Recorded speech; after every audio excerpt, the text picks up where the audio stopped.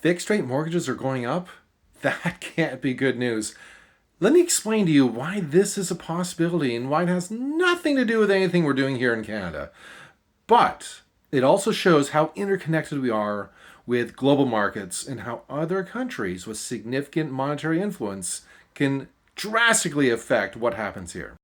So, Paul, I noticed in the background you have something about a yen carry trade.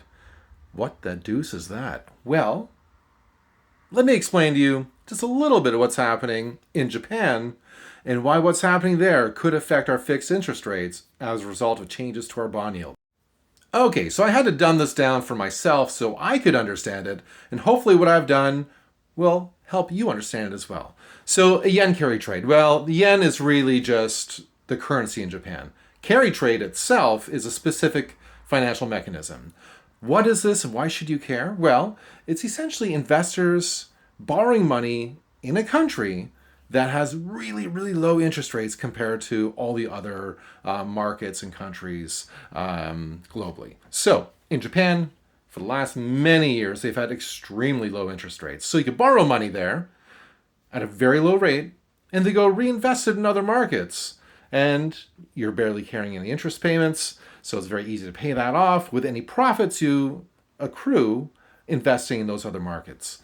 The problem is, well, wouldn't you know it, but Japan is increasing their interest rates and they want to bring capital back into their markets.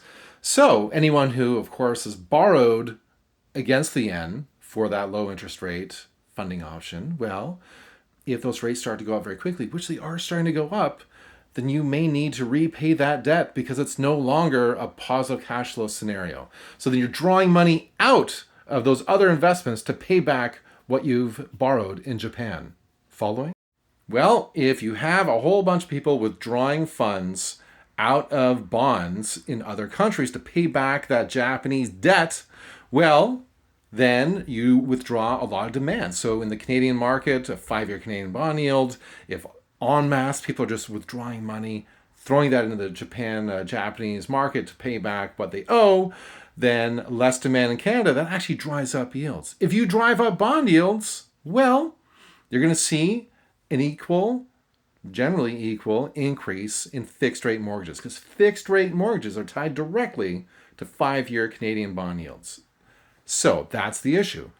Again, if there's less demand for bonds here in Canada, in the US, then all of a sudden those yields start to go up, and then we start to see fixed rate mortgages go up. Now, unfortunately, the Japanese market, well, they're already seeing interest rates increasing purposely by the Japanese government, and we don't expect that to change anytime soon. So there is that threat that fixed rate mortgages here and any other country that has seen, a lot of investment from, Japanese borrowing, well, they may see that as well.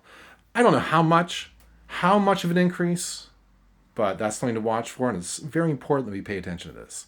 Have a good one there. Adios.